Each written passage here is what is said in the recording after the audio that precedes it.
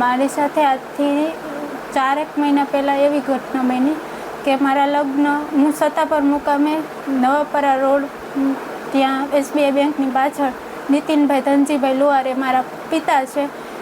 મારા લગ્ન રાજકોટમાં મારું સાસરું ગોંડલ ચોકડી લોહાનગર 1માં વિજયભાઈ લીલાધરભાઈ કવૈયાના સુપુત્ર રવિ વિજયભાઈ કવૈયા સાથે થયેલા. મારા લગ્નને 1.5 વર્ષનો સમય થયેલો. છેલ્લા કેટલાક ટાઈમથી લોકો મને શારીરિક અને માનસિક ત્રાસ આપતા હતા.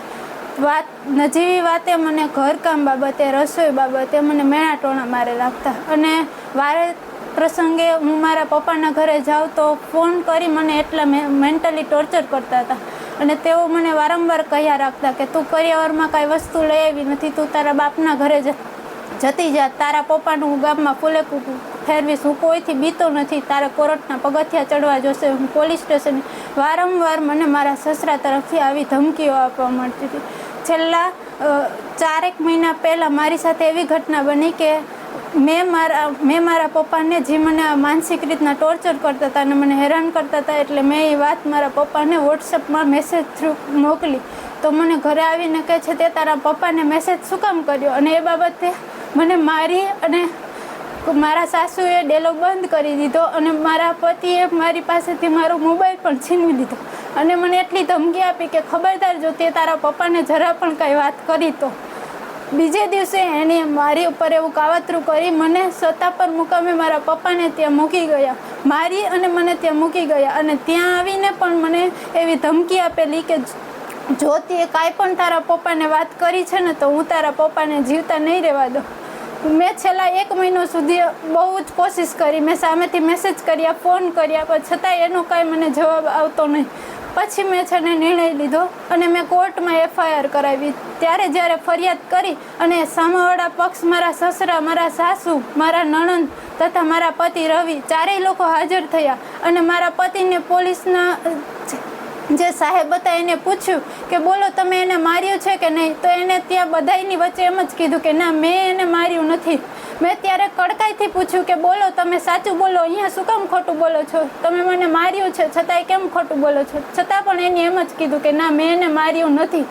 અને મારા સસરાએ અત્યારે અમે FIR કરાવી ત્યારે પોલીસના મેડમે ત્યાં મારા સસરાને ફોન કર્યો રૂબરૂમાં કે આ લોકો અહીંયા આવ્યા છે, આ FIR આ બધું અમે કરવા ઈચ્છતા નહોતા, પરંતુ મારા સસરાને મારા પોલીસના મેડમે જ્યારે ફોન કરીને કીધું કે ઓલા લોકો આવે છે તો તમે પણ આજે હાજર થઈ જાઓ અને રાજી ખુશીથી સમાધાન કરો, તો મારા સસરાએ પોલીસના મેડમને પણ એવું કહી દીધું કે ભલે નીતિનભાઈ ફરિયાદ કરે, મારી ઉપર FIR કરાવે, હું કોઈના બાપથી બીતો નથી અને એનાથી થાય કરી લે, મારે તો એને રોડ ઉપર લઈ આવ્યા છે. આવી ધમકી આપી. અમારે આ કાંઈ કેસ કબાડા કરવા નહોતા, છતાંય પણ એને જ્યારે આવું બોલ્યું ત્યારે અમે FIR કરાવી.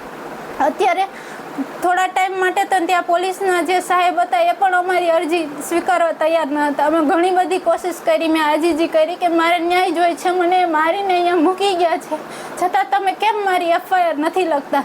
પછી જ્યારે મેં સ્ટ્રિક્ટથી કીધું ત્યારે એ લોકોએ મારી FIR સ્વીકારી. અમે વકીલ રાખ્યો, અમે આ બધું કર્યું, છતાંય અત્યારે એ બીજા વકીલ મારફતે મને એવી નોટિસ મોકલાવે છે કે જો તું 7 દિવસમાં પાછી અહીંયા ઘરે નહીં આવ ને તો હું તારા પપ્પાને મારી નાખીશ આડકતરી રીતે. અને બીજા સમાજના એવા નાતના વડીલોને ઊભા કરે છે કે અમે તમને પૈસા આપશું પણ તમે નીતિનભાઈને મારી નાખો, એવી ખુલ્લી ધમકી આપે છે અને નાતના વડીલોને બધાને ખોટું જ અફવા ફેલાવે છે કે અમે મયુરીને માર્યું નથી. મારા વડીલોને બધાને ખોટું જ અફવા ફેલાવે છે કે અમે મયુરીને માર્યું નથી, મારા દીકરા એને માર્યું નથી, બધું ખોટું લખાવે છે, બધું ખોટું કરાવે છે અને વકીલ મારફતે એને મારા વિરુદ્ધ ખોટા આક્ષેપો લગાવ્યા છે.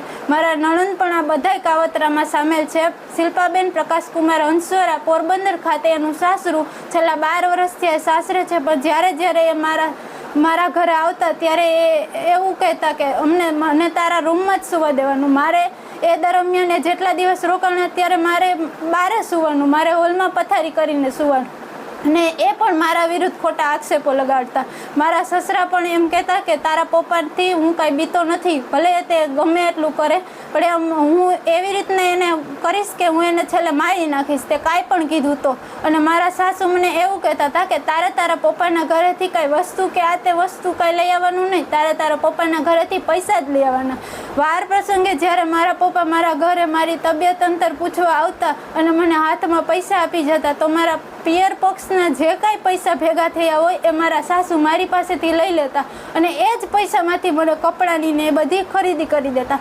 મારી માંગ બસ એટલી જ છે કે મારે ત્યાંથી છૂટું પણ નથી કરવું અને મારે ત્યાં જવું પણ નથી. મારે આ બાબતનો ન્યાય જોઈએ છે કે સમાજમાં મારી જેવી ભોળી દીકરીઓ એની માયા જાળમાં ફસાઈ ન જાય અને આ રીતનું કોઈ બીજી દીકરીઓને હેરાન ના કરે.